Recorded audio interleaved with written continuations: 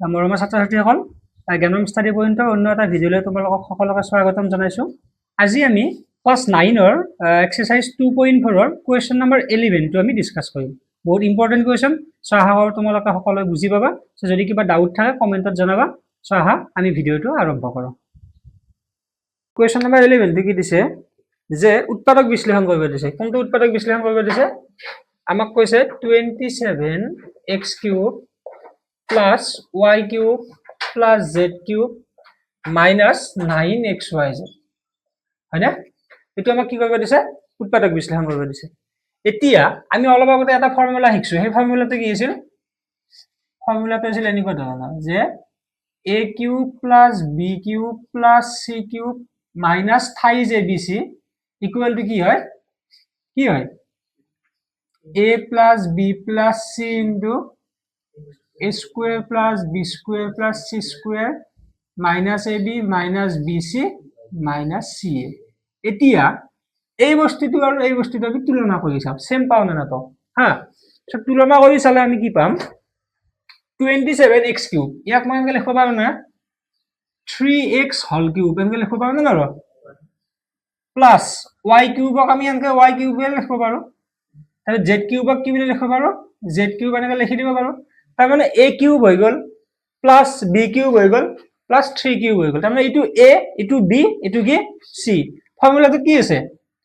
Minus, সময় ইয়াতে কি দাও মাইনাস। নেক্সট ফর্মুলাটো কি আছে? 3 আছে। a মানে মই কি লিখিম? a মানে কি লিখিম? 3x। b মানে মই কি লিখিম? y। আৰু c মানে কি লিখিম? z। এটা মিলছি না নাই চা। ইখিনি মানে তো এটু হল, এটু মানে এটু জানো, এটু মানে এটু জানো।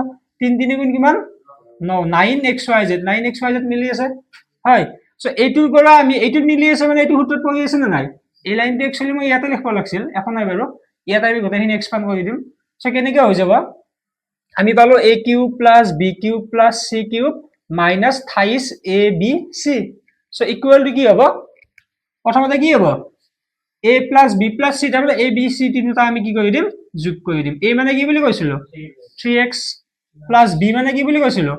y আৰু c মানে কি বুলি কৈছিলো? z। হৈ গল। এতিয়া a plus b plus c hall. Next কি আহিব? a square plus b square plus c square, যেহেতু আমি স্কয়ার কৰিব লাগে ইয়াতে দুটা আছে হয় না নহয়, গতিকে আমি ইয়াত স্কয়ার কৰি দিব লাগে, first bracket the whole square আহি যাব। গতিকে মই ইয়াতে কি দিও আকৌ এটা সেকেন্ড ব্র্যাকেট দিব লাগিব। সো a স্কয়ার মানে কি হ'ব? 3x whole square. মানে ইয়াত যেটো ব্র্যাকেটটো দিব লাগে সেইকাৰণে মই সেকেন্ড ব্ৰ্যাকেট দিছো। ইয়াত এটা ফাৰ্স্ট ব্ৰ্যাকেটে আছিল বাৰু। a স্কয়াৰ লিখলো। এবাৰ কি লিখিম? b square. b স্কয়াৰ মানে কি? y square. এবাৰ আমি কি লিখিম? c স্কয়ার মানে z স্কয়ার। এই কিটা ব্র্যাকেট নিদিলে হলো, যেহেতু অকল এটা এটাই পদ আছে। ইয়াতেও পদ এটাই আছে, কিন্তু যেহেতু ইয়াত চলক আছে, চলকৰ লগত সহগ আছে, ঠিক আছে। So a square plus b square plus c square হল। তারপর ফর্মুলাটো কি আছে? Minus ab। a মানে কি? 3x। b মানে কি? y। তার মানে 3x আর y টু কি পূরণ। তার পিছত মাইনাস কি আছে? bc। b মানে কি? y আর c মানে কি? z। Minus ca। c মানে কি? c মানে কি? z। তার পিছত a মানে কি? 3x। এইখিনি ক্লিয়ার ক্লিয়ার? তো এইখিনি আৰু বাকিখিনি ভাঙি দিলে হল। 5x plus y plus z এটো 3x হোল স্কয়ার করলে কিমান হ'ব? 9x square. এটো y স্কয়ার, এটো z স্কয়ার হেনেকৈ থাকিল।